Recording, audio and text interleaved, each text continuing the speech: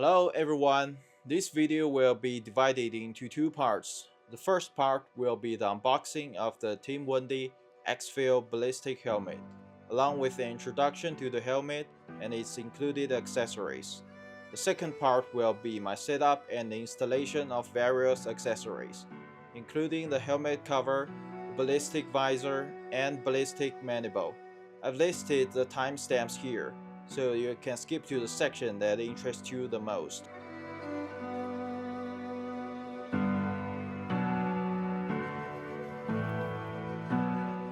Here's what the helmet looks like when it arrives. It comes in an outer cardboard box. Unfortunately, someone threw away my box and the manual for some reason, and I can't show it here. To protect the finish, the helmet is wrapped in a soft cloth bag. Inside, you'll find the helmet and 4 accessory packs. The first accessory pack is the shortcord kit for Rail 3.0. This accessory, which matches the color of helmet, provides additional stability for night vision.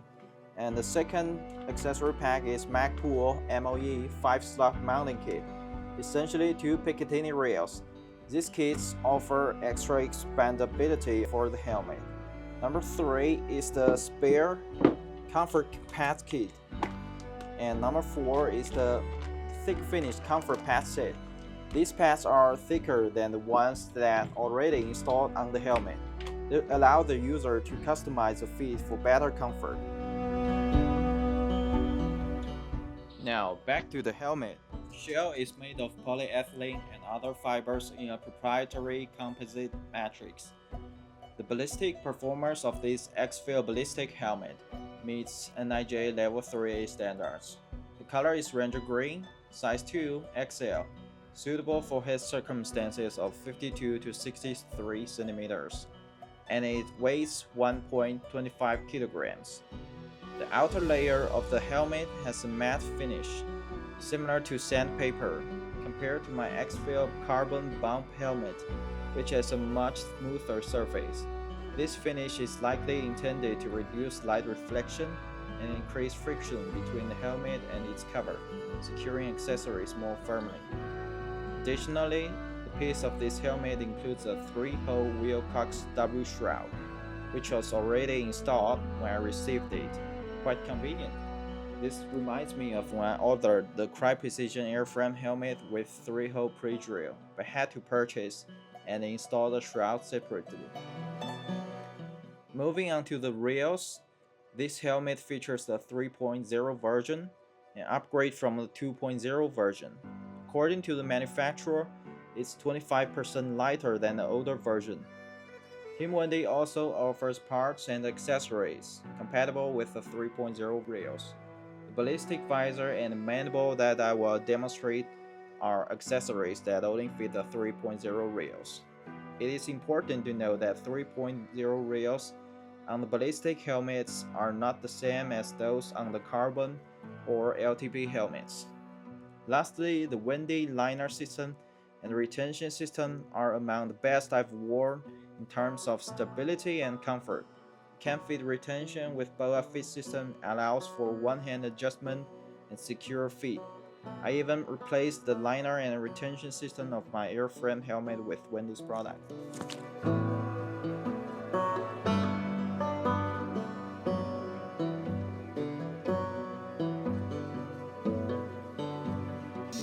First, let's start with the helmet cover. I'm using an Agilite cover made of 1000D tactical linen. I'll demonstrate how to install the cover. Inside the package, you'll find the cover itself and 6 round adhesive back Velcro patches. Number 1, unfold the cover and position it with the side that will contact the helmet facing up. This prevents the Velcro on the cover from sticking to the helmet prematurely. Number 2, begin by aligning the Velcro on the sides of the cover with the Velcro on the upper edges of the helmet rails. The notches in the cover should fit over the protrusions on the rails. Attach the Velcro patches, leave a small gap, about 0.5 centimeters, between the cover and the rails on both sides. Number 3, Once the side velcro is attached, fit the front part of the cover with the hole over the shroud, ensuring the strap goes around the shroud. Number 4. The rear velcro should remain lifted. Hold the cover in place and stretch it, attaching the velcro on the other side in the correct position. Once attached, the top of the cover should be tightly stretched over the helmet. Number 5. After verifying the side velcro patches are correctly positioned, stretch the rear velcro tightly and attach it to ensure the cover is snug on the helmet. Number 6. With most of the steps completed, lift the inner lining and apply the adhesive backed velcro patches to areas without velcro. Tuck the straps in and you're done. Now the helmet cover is properly installed and secured. Next, we have the EXFIL ballistic visor, size 2 XL. This visor is only compatible with the real 3.0 system. While it is not bulletproof, it does protect against fragments and impacts, meeting the corresponding standard, and includes a custom cloth cover to protect the visor when not in use. This visor can be installed without tools. When installed, the visor can quickly adjust into 3 preset positions: down, raised, and stowed. One feature that caught my attention is the flexible upper flange, which helps prevent debris and liquids from seeping into the wearer's eyes from the brim of the helmet.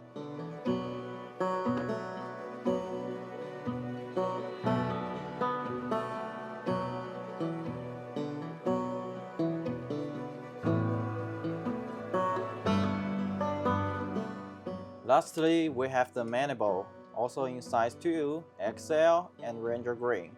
When I touched this mandible, it felt quite sturdy. I peeled back a corner of the velcro, discovered a plastic frame inside. Each side contains 2 pieces of soft armor, extending all the way to the back of the ear cover. I suspect this armor is made of polyethylene ballistic material, which the information on the official website confirms, though there are no markings on it. The website only states meet performance standards without specifying the corresponding NIJ standard level.